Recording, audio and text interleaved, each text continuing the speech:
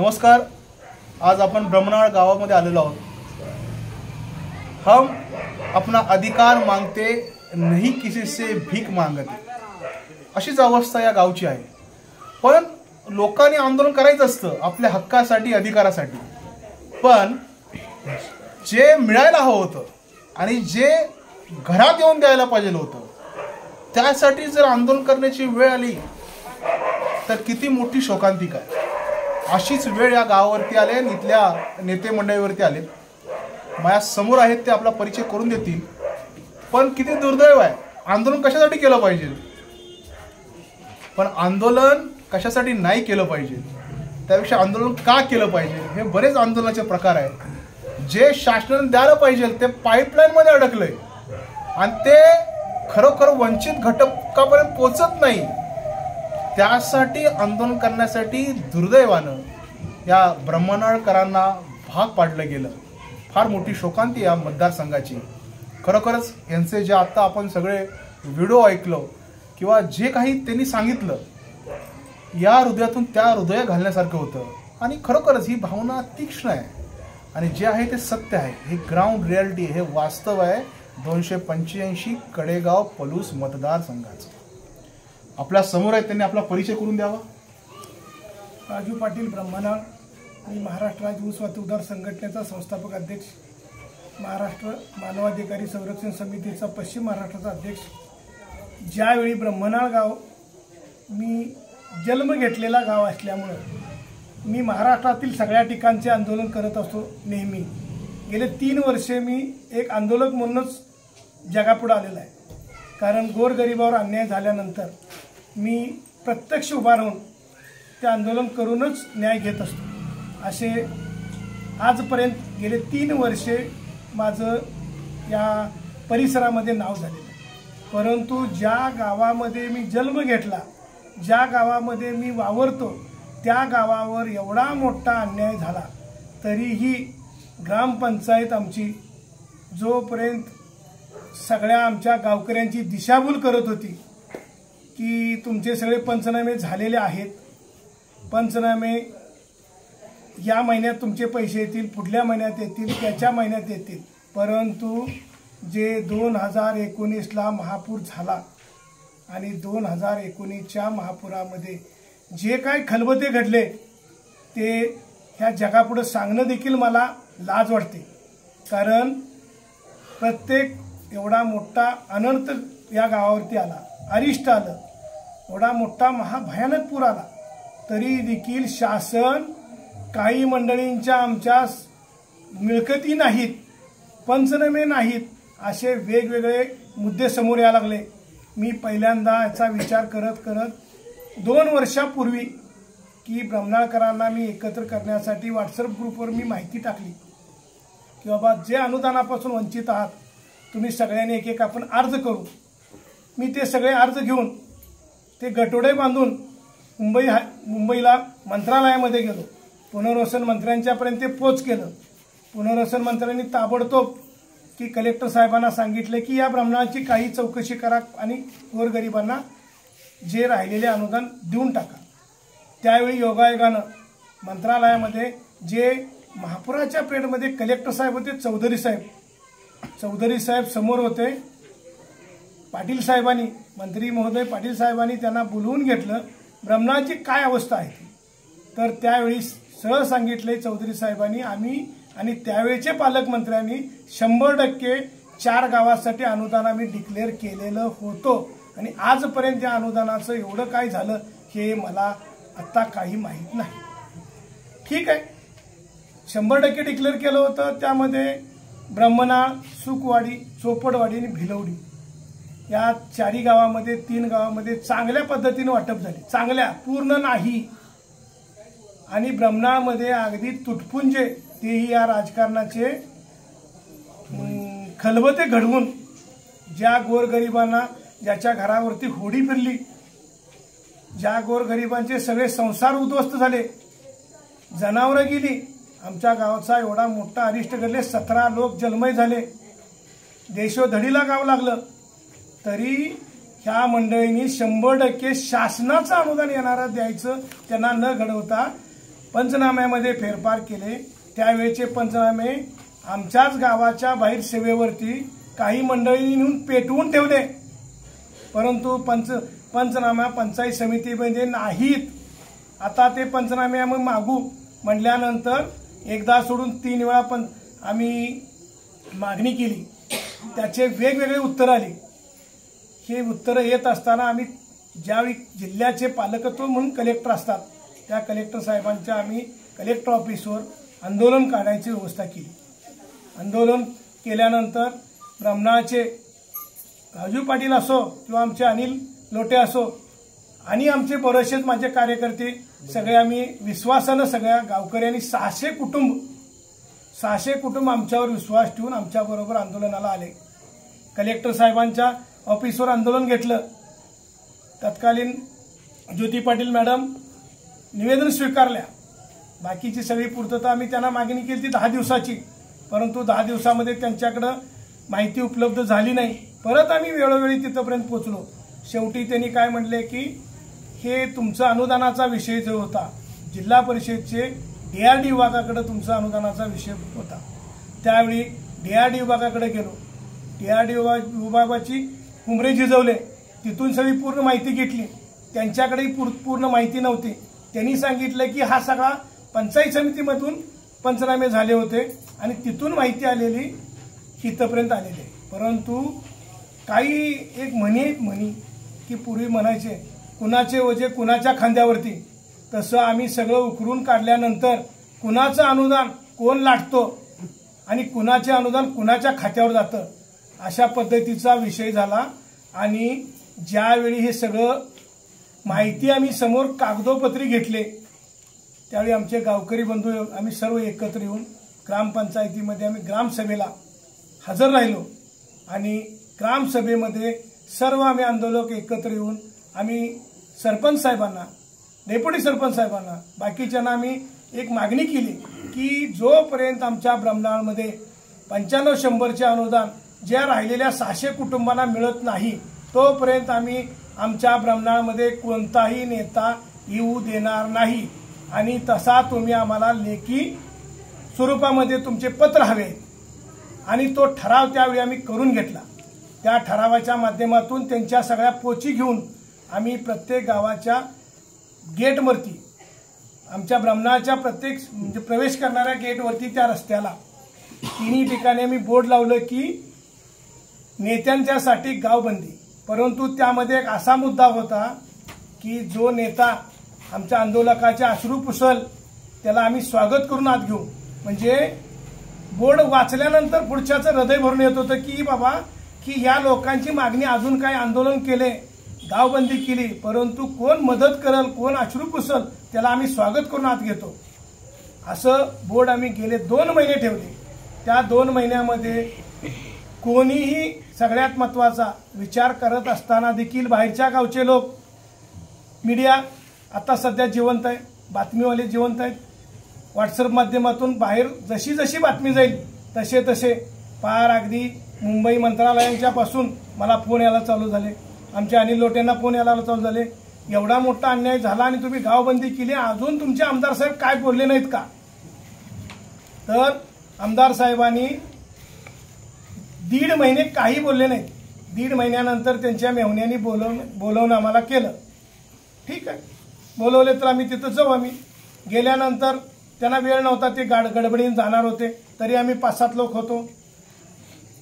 कुणी बोलवलं म्हटलं की तिथं जायचं आमचं कर्तव्य होतं, गेलो। त्यांनी म्हटले ठीक आहे असं असं करू आणि साहेब आमचे आमदार साहेब दिल्लीमध्ये आहेत, दिल्लीमधलं संपले की तुम्हाला उद्यापर्यंत आम्ही फोनवर कळवू।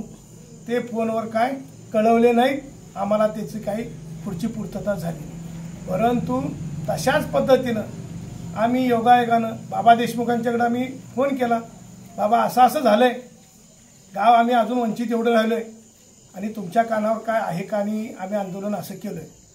बरं ठीक आहे राजाभाऊ, उद्या सकाळी मी कलेक्टर ऑफिसला मीटिंग आहे, तुम्ही बरोबर 12 वाजता 5व्या मैलावरती या। आम्ही आंदोलक एक 5-7 लोक आम्ही 5व्या मैलावरती गेलो। पाऊस चालू होता, त्या पावसामध्ये उभ्या पावसामध्ये बाबा खाली उतरून एका टपरीच्या पत्र्याच्या शेडमध्ये उभा राहून डायरेक्ट BDO साहेबांना कलेक्टर साहेबांना, फडणवीस साहेबांना आमच्या सगळ्यांच्या समोर स्पीकर फोन लावून बोलणं केलं.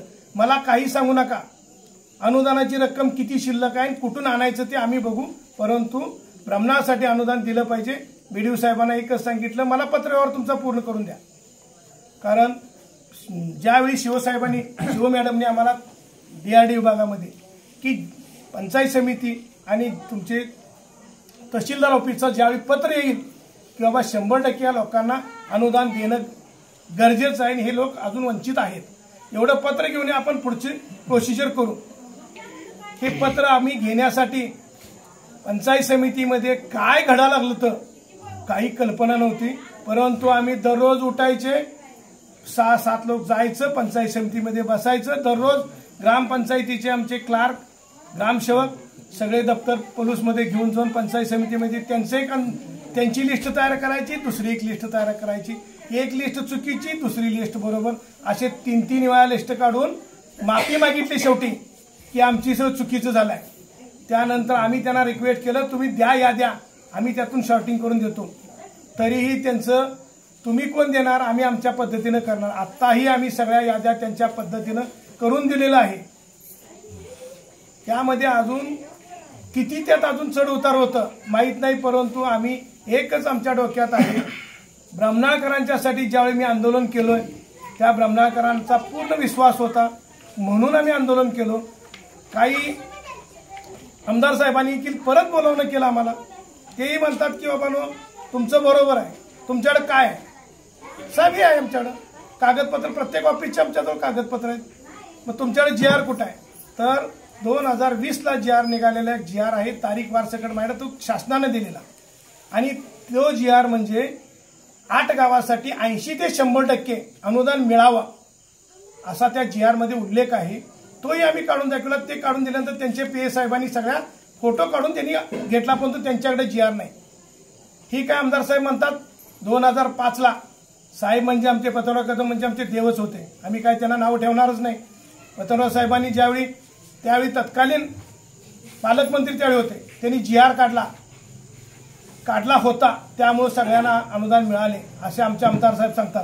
परंतु आमदार साहेब ह्यावेळी घडत असताना तुम्ही मंत्री होता, तुम्ही GR का काढू शकला नाही, त्यावेळी का गावाकडे तुम्ही विचार करू शकला नाही.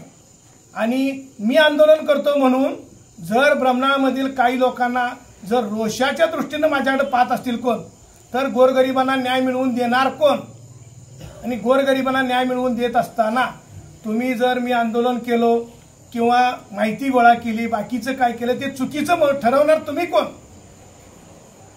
जर हे ग्रामपंचायतीचे इलेक्शन सारखे ही आमदारकीची इलेक्शन चालू आहे, आमदारकीची इलेक्शन संग्रामसिंह देशमुख आणि विश्वजित कदम या दोघांमध्ये आहे, परंतु सगळ्यात महत्वाचं ती इलेक्शन ब्राह्मणामध्ये हे नेते मंडळी आले, जणू की विश्वजित कदम आणि राजू पाटील या दोघांमध्ये आमदारकी इलेक्शन चालू आहे. एवढ्या मोठ्या टीका माझ्यावर करतात. मी त्यांच्या टीकेला उत्तर देण्याउत्तर मी मोठा नाही तरीही सांगतो, जे मला काल टीका केलेली आहे की भाजपचं मी काय पाकिट घेतलं, काय सुपारी घेतलं, तर आमदार साहेब तुमच्याही लेकरा बाळांच्या डोक्यावर हात ठेवून सांगायचं आणि मी माझ्या लेकरा बाळांच्या डोक्यावर हात ठेवून सांगतो की कुणाच्या रुपयाच्या मिंद्यामध्ये जर मी असेल तर पुढचं काय घडल ते माझ्या 600 लोकांनी देतील ते शिक्षा मी भोगायला तयार आहे. परंतु एवढ्या खालच्या लेवलला जाऊन माझ्यावर टीका करू नका. गोरगरिबांना न्याय मागण्यासाठी मी या रस्त्यावर उतरलेला आहे. मी रस्त्यावर उतरत असताना मी माझं सगळं संसार मागं सोडून आले. मला कोणत्याही पद्धतीचं कोण शिक्षा द्यायला तयार झाला तर मी ते सहन करू, परंतु गावासाठी करू, कुणाच्या एका मोठेपणासाठी नाही. 95-100 कसं 95-100 म्हणजे काय आणि 95-100 कसं होतं आणि कुणाला मिळालं. ज्यावेळी आम्ही ग्रामसभा एवढी मोठी लावून जे प्रत्येक याद्या बाहेर चौकात लावल्यानंतर गावाला कळलं की बाबा 95-100 कुठल्या गोरगरिबाला मिळालं नाही आणि कुणाला मिळालं.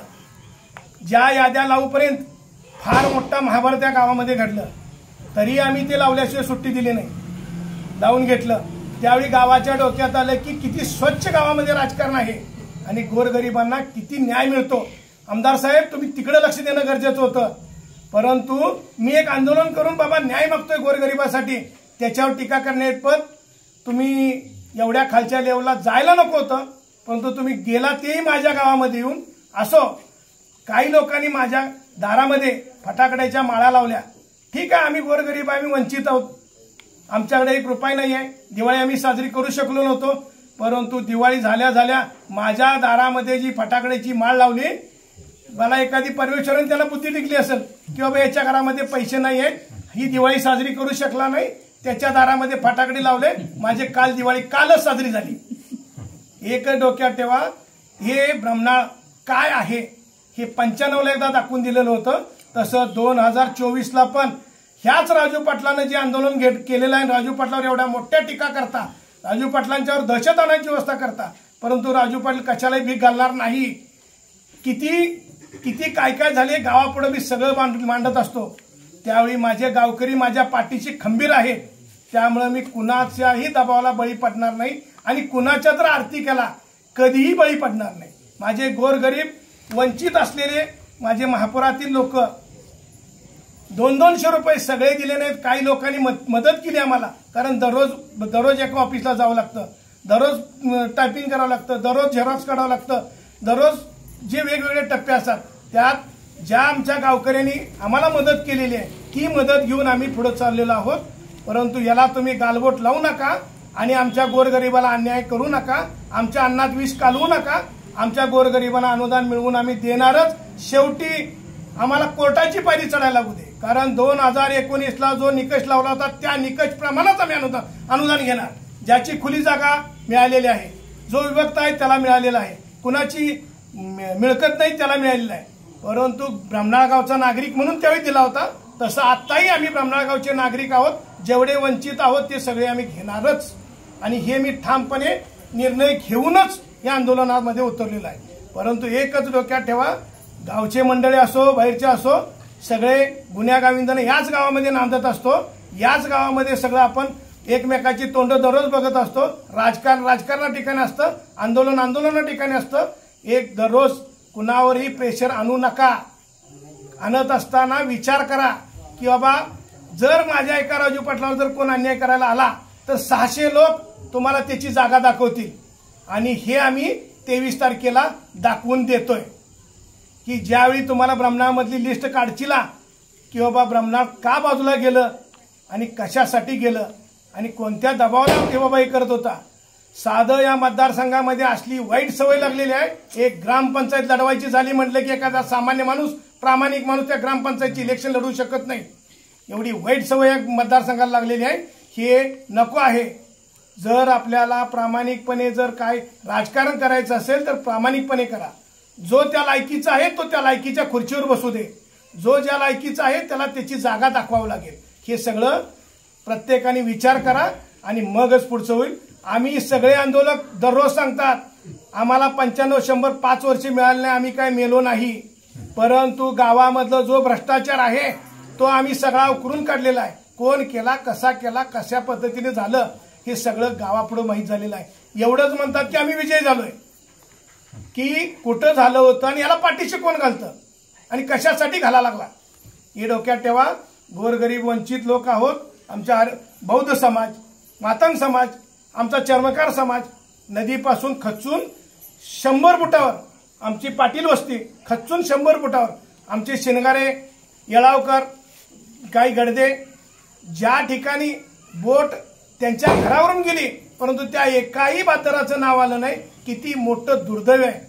त्या दुर्दैवामध्ये न्याय मागणं हे भारतीय नागरिक मी आहे आणि या भारतीय नागरिकानं संविधानामध्ये लिहिलेलं आहे की प्रत्येकावर जर अन्याय झाला तर तो अन्यायाला आपण कुठेही वाचा फोडण्यासाठी समोर जावं लागणार. आणि तेवढ्यासाठी मानवाधिकारी संरक्षण समिती नवी दिल्लीनं मला महाराष्ट्राचं अध्यक्षपद दिलेलं आहे. मी कोणत्याही एखाद्या जेलमध्ये कुठल्याचा आरोपावर जर अन्याय झाला तर मला जेलमध्ये जाण्यासाठी अडेंडी मला दिलेली आहे. तर तुम्ही कुठं जरी माझा नाद कोण करत जाचिला तो बाद होणार हे मी पहिल्यांदा सांगतो आणि शेवटचं सांगतो. मी ज्यावेळी आंदोलन केलंय त्यावेळी माझ्या घरदारावर तुळशीपत्र ठेवलेलं आहे. ते मी आज सांगतो आणि गावासाठी ठेवणारच आणि लोकांना माझ्या वंचित राहिलेल्यांना 95-100 मिळवून देणारच. हे मी शेवटपर्यंत अगदी कटिबद्ध आहोत. आणि ज्यावेळी सगळ्यात महत्वाचे आंदोलकांना ह्या आंदोलकांना सगळ्यांना दिलासा दिले, ते आमचे बाबा देशमुख असोत, संग्रामसिंग देशमुख असोत, हे आम्ही जे 600 कुटुंब आहेत, आम्ही सर्वपक्षीय आहोत, एकाही पक्षाचं कोण नाही, आम्ही सर्वपक्षीय आहोत. आम्ही कोणत्याही पक्षाला, कोणत्याही दावणीला कोणाला बांधलेलं नाही. आम्ही कोणताही निर्णय घेत असताना 600 लोकांना आम्ही विचारात घेऊन, सगळ्या मिटिंगा घेऊन, बाबांनो आपल्याला जो मदत करतो त्याच्या पाठीशी आपण खंबीर राहायचं का, जो मदत करत नाही त्याच्या पाठीशी राहायचं नाही का, हे आम्ही विचार केल्याचे निर्णय घेत नाही. आम्ही सगळ्यांनी विचार करूनच आम्ही आज संग्रामसिंग देशमुखांच्या पाठीशी आम्ही एकमुखी राहिलेलो आहे आणि तो आम्ही त्यांचा विजय करून देणार. ते आम्हाला कटिबद्ध आहे की सगळ्यात महत्वाचं, गोरगरिबांना राजकारण आणू नका, भेदभाव ठेवू नका, जात धर्म ठेवू नका, सगळ्यांना अनुदान मिळवून देण्यासाठी माझाही प्रयत्न शेवटपर्यंत राहील आणि ते तुम्हाला मिळवून देणार, असे वेळोवेळी ब्रह्मनाळमध्ये येऊन सांगून गेले. त्यावेळी जो नेता आमच्या पाठीशी राहिला त्याचे आम्ही स्वागत अगदी जंगी करून आम्ही आज स्वागत करून घेतलेलं आहे. परंतु बाबांनो, आमदार साहेब ज्यावेळी बोर्ड काढलं त्याचवेळी तुम्ही गावात आला आणि गावात येऊन जर कुठंतरी गावामध्ये असं काहीतरी टीका एकमेकावर करत असाल तर ग्रामपंचायतची इलेक्शन नव्हे, ही आमदारकीची इलेक्शन आहे. अखंड मतदारसंघ आहे. तुम्ही एका गावानं कशासाठी आंदोलन केलं आणि त्या आंदोलकावर कितपत टीका करावी हे तर तुम्ही विचार करा आणि मग तुम्ही ठरवा. आम्ही ब्रह्मनाळकर जे आम्ही शब्द एका नेत्याला दिलेला आहे देणारच आणि ते शेवटपर्यंत आम्ही त्यांना निवडून आणण्यासाठी आम्ही कटिबद्ध राहणारच. अतिशय छान विवरण केलं. असं म्हटलं जातं, जरी एक अश्रू पुसायावासा आला तरी हा जन्म सार्थकी गेला. आणि आज हे 600 कुटुंब आहेत, त्यांनी ठरवलंय की आपले आसू कोणी पुसले नाही तर आपण एकमेकांचे आसू पुसले पाहिजेत. डॉक्टर बाबासाहेब आंबेडकर म्हणाले होते, शिका, संघटित व्हा, संघर्ष करा. आज ही लोक 600च्या 600 कुटुंब संघटित झालेत आणि ते संघर्ष करतायत आणि संघर्षामध्ये कोणती चूक नाही. मला असं वाटतं, ज्यावेळी संघर्ष योग्य मार्गाला जातो आणि संघर्षातून यश मिळायला लागतं तर त्या नेत्याला बदनाम करण्याचं षडयंत्र रचलं जातं. असं षडयंत्र यांच्या बाबतीत रचलं गेलंय का? काय कारण याचं? हा लढतोय, झगडतोय, भांडतोय, हा देतोय, तुम्ही देऊ शकला नाही. एक सामान्य माणूस त्याच्या ऐपतीप्रमाणे त्याच्या पदरची भाजी भाकरी चटणी भाकर खाऊन जर जनसामान्यासाठी लढत असेल तर त्याच्या पाठीवरती कौतुकाची थाप तुम्ही ठेवली पाहिजे. असं न करता प्रत्येक गोष्ट माझ्या मांडवाखालच गेली पाहिजे, प्रत्येक गोष्ट मीच केली पाहिजे, असा हा जर अहंकार असेल तर अहंकारला केराची टोपली ही जनता नक्कीच दाखवेल. जनसेवेची असे कचेरी, गुंडाची ती नसे गुहा, असं उल्लेख हा या ग्रामपंचायतीचा आमदार साहेब आपल्या कचेरीतील लोकांचा केला पाहिजे. तुम्ही काय गुंडांची गुहा तयार केली का? कशाला? म्हणजे म्हणतात की वाघाने वाघावर लढायचं, सिंहाने सिंहावर लढायचं. हा ब्रह्मनाळमध्ये एक सामान्य कार्यकर्ता आपल्या लोकांसाठी झटतोय, झगडतोय, त्याला दुष्ण देऊन काय होणार आहे? उलट तुम्ही त्याला जवळ घेऊन विचारायला पाहिजे, तुझी अडचण काय, तुझी समस्या काय. आणि जरी तू समस्या सोडली नसेल तरी ठीक होतं, परंतु हा जो करतोय त्याच्या मार्गावरती स्पीड ब्रेकर टाकण्याचं काम, अडीअडचणी टाकण्याचं काम जर करत असाल तर हे पाप कुठे फेडाल? हे पाप इथेच फेडावं लागेल आणि हे पाप 20 तारखेला तर नक्कीच फेडावं लागेल. तुम्हाला कदाचित वाटली असेल की या ठिकाणी किती मत आहे, 2-3 हजार मतदान असेल. हीच भूमिका तुम्ही कडेगाव तालुक्यातील तुपेवाडी ग्रामस्थांबाबतीत घेतली, हीच भूमिका तुम्ही अमरापूरतील ग्रामस्थांबाबतीत घेतली, तीच भूमिका ब्रह्मनाळमधील लोकांबाबतीत तुम्ही घेताय का? एक गाव मायनस करून तुमच्या हाती राहणार काय? त्यामुळे तुमची ही भूमिका अतिशय चुकीची असून आज इथला नागरिक न्याय मागतो, त्याचा अधिकार मागतोय आणि तो तुम्ही 5 वर्ष देऊ शकला नाही, ही या गावची शोकांतिक आहे. आणि तुम्ही देणार आहेत की नाही? जर देणार नसाल तर स्पष्ट सांगायचं, म्हणून जमत नाही आणि एखादा प्रयत्न करतोय त्याला कशाला आडवं लावायचं? भ्रष्टाचार हा शिष्टाचार तुम्ही बनवलाय का? हा प्रश्न माझ्या मनात आहे. एक योद्धा लढतोय, प्रामाणिकपणे लढतोय, निस्वार्थ लढतोय, सत्यासाठी लढतोय आणि त्याच्या मागे असे काटे टाकण्याचं काम तुम्ही का करताय? त्यामुळे हा प्रश्न तुम्हाला आहे की माणसाने लढायचं नाही का, बोलायचं नाही का? माणसाने नेहमी गुंग बहिरच असलं पाहिजे का?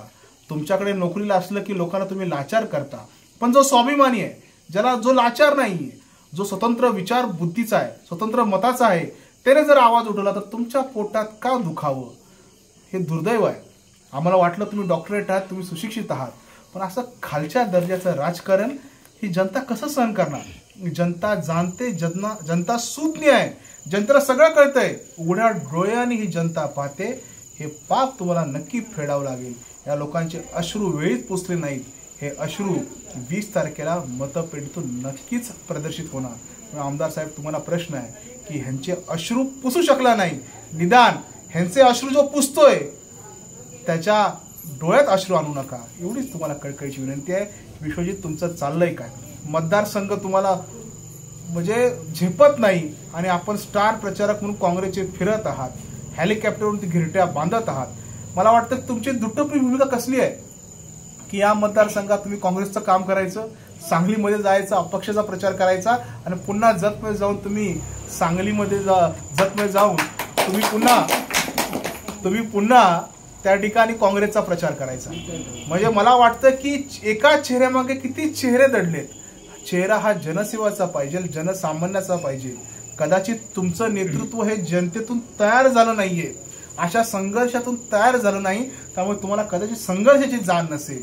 आयत्या पिठावरती रेघोट्या मिळायला लागल्यानंतर अशीच अवस्था होते. दुटप्पी भूमिका आणि पावडर लावलेला चेहरा जास्त काळ टिकत नाही. फोटो शूटिंग आणि फोटोशॉपमध्ये सगळं होत नाही. फोटोशॉप खरा हा आहे, हे खरं वास्तव आहे, हे विदारक चित्र आहे आणि याला तुम्हाला सामोरे जावं लागेल. त्यामुळे ब्रह्मनाळकर एकटे नाहीयेत, ते 2-3 हजार मतं नाहीयेत. ह्यांची मित्रमंडळी, नातेवाईक आजूबाजूच्या गावात आहेत. तुम्हाला वाटत असेल या गावामुळे मला काय फरक पडणार, माझं लीड 1.5 लाखाच्या पुढं आहे. कुणाचं लीड किती आहे हे जनतेनं ठरवलेलं असतं. उन्माद येऊन देऊ नका, अहंकार आणि माज येऊ देऊ नका, कारण की जनतेने भल्याभल्यांचा माज उठवला. एक मतदार वाजपेयींचं सरकार पडलं होतं एका मताने. त्यामुळे लक्षात ठेवा, एक मत फार महत्वाचं असतं. की जर 2-2.5 हजार मतांना तुम्ही जर टार्गेट करत असाल आणि ह्यांनी जर मला मत दिलं नाही तर माझं काही बिघडत नाही, असं जर तुम्हाला वाटत असेल तर ही शोकांतिका आहे, हे काही बरं नवं. एक मतदार तुटतोय आगामी काळात, ही जर ह्यांनी सांगितलं तशी 96ची पुनरावृत्ती व्हायची असेल तर ती होईल. परंतु तुम्ही त्रास देऊ नका. जर कोणाला आपण आधार देऊ शकत नसेल तर किमान त्रास देऊ नये, ही भूमिका आपली असली पाहिजे. तुम्ही सुशिक्षित वाटत आहात. आमचे वसंतराव 4थी पास होते, पण त्यांचा लोकांना अभिमान होता, चांगला मुख्यमंत्री होता. पण आपण जर सुशिक्षित असून जर असं करत असाल, लोकांच्या बांधापर्यंत जात नसाल, घरापर्यंत येत नसाल, नदी किनारी येत नसाल, पाहत नसाल, तर दुर्दैवानं 4थी पास चांगला की डॉक्टर चांगला, ही मनात शंका आहे. त्यामुळे यावेळी आम्ही चांगला डॉक्टर निवडू असा संकल्प करूया. आणि विश्वजित, तुमचं चाललंय काय हा प्रश्न नक्कीच ह्या ब्रह्मनाळकरांचा सर्वांचा प्रश्न मी तुमच्यासमोर विचारतोय. धन्यवाद.